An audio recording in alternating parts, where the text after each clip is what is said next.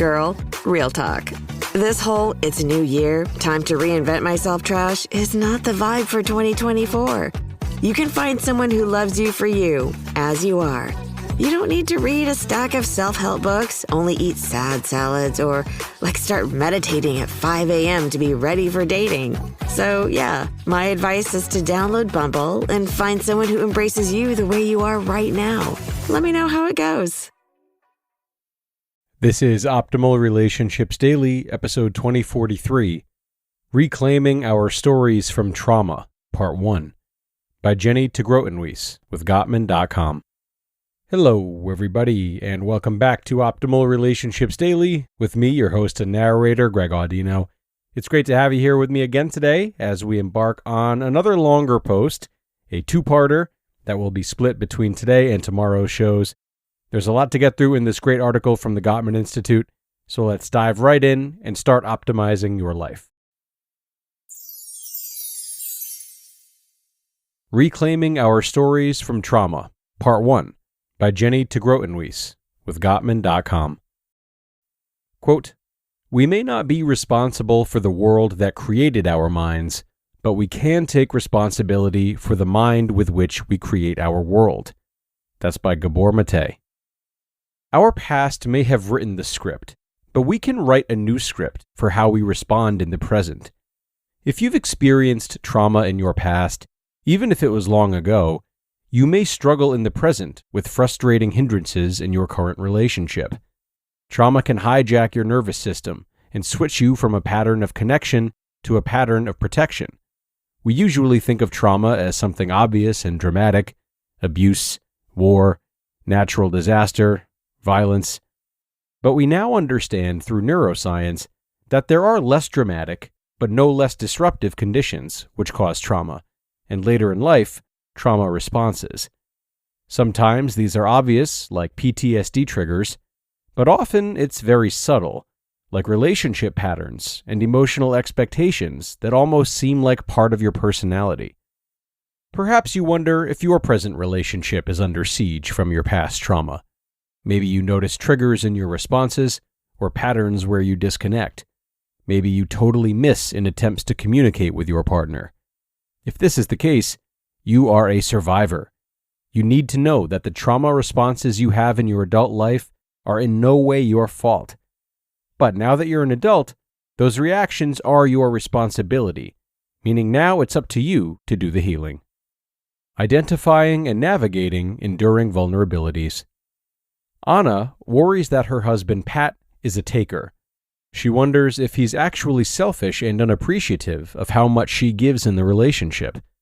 In truth, her partner is not making demands of her, but she's overextending herself to do for him. This is an unconscious defensive pattern she developed as a response to relational trauma, negligence, and abuse from her caretakers in childhood. Anna has such a strong impulse to anticipate her husband's needs and meet every one of them promptly that she actually doesn't hear or attune to his real requests.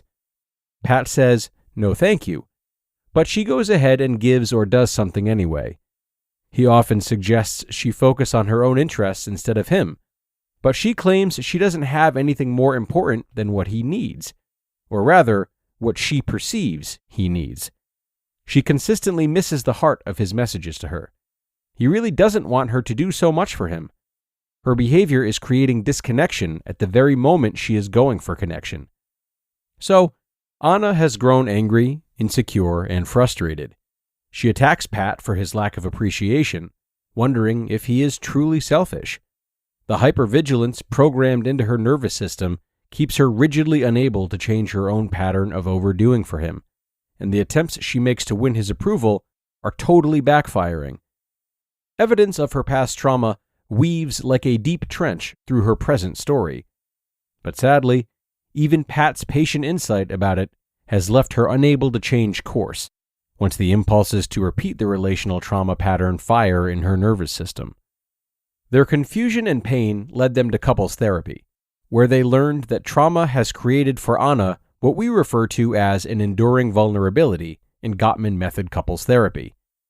This is the wound or difficulty from the past that impacts the present relationship.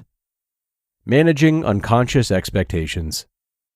Anna is struggling with expectations. She expects that Pat requires her constant attention and support. When he doesn't appreciate her for all that she does for him, she's confused and feels that he criticizes her instead. Now she wonders if he is selfish and narcissistic. She expects that through her giving to him, she'll receive care and value. Unconscious expectations created by those who wounded us in the past get projected onto our present attachment figures, particularly romantic partners. It's as if Anna and Pat are working off of different scripts while trying to perform the same scene in a movie. Pat may be working from a script he learned unconsciously in childhood, called an internal working model, or he may have been improvising, following what he feels true and right in the here and now. Anna, however, is following a trauma script. But what feels like it should work from the script she's following only earns her the opposite of what she's expecting. Instead of his appreciation, she receives what feels like criticism. This is because what she's doing doesn't line up with or attune to the reality of his actual feelings and needs. Pat says he wants her to stop doing so much for him. And yet, my guess is that if she were to actually change what she does, she'd feel panicky and fearful. An irrational worry might take over, maybe connected to a fear of abandonment. It would resonate as true in her body, and if that body-based belief had words, it might say something like, no matter what he says, he really expects me to work everything out for him, and if I don't please him, he'll abandon me or hurt me. I'm only valuable when I serve his needs. These would be the powerful beliefs of her wounded inner child. It's as if the inner child is trying to help Anna by driving her towards performing a role according to the old script that kept her safe in the past. The reason this is so painful is that Pat can't have a relationship with a role or a performance. He can only connect with the real Anna. What's so frustrating for couples dealing with trauma is that at the very moment you think you're connecting, in Anna's case, through helping her husband, trauma has actually hijacked her nervous system and switched her from a pattern of connection to a pattern of protection. So, this pattern, playing this role of supporting her husband, whether he's requested it or not, is actually a defense. The thing about defenses is that while they protected us from threats in the past, they hinder us from genuine connection in the present, when no real threat exists. Because here's the truth. Nobody can connect to another person's defenses. Many people struggle with this issue, and these defensive patterns can take many forms. To be continued. You just listened to part 1 of the post titled Reclaiming Our Stories from Trauma by Jenny TeGrotenhuis with Gottman.com. I always like to begin the year by clearing out my closet, but this year I'm also upgrading it with pieces that will last beyond the season from Quince. Quince creates timeless essentials that never go out of style, like 100% Mongolian cashmere crew neck sweaters from $59, 100% leather jackets, and fitted pants. And by partnering directly with top factories, Quince cuts out the cost of the middleman and passes the savings on to us. We're talking 50 to 80% savings. Plus, Quince only works with factories that use safe, ethical, and responsible manufacturing practices. My girlfriend and I are so happy with the rug that we got from Quince. They do offer home goods as well as clothes. As promised, it was definitely a great deal. It was one of many rugs they offer that have a really timeless look. And for me, you really can't put a price on items that are manufactured ethically. So, upgrade your closet with Quince.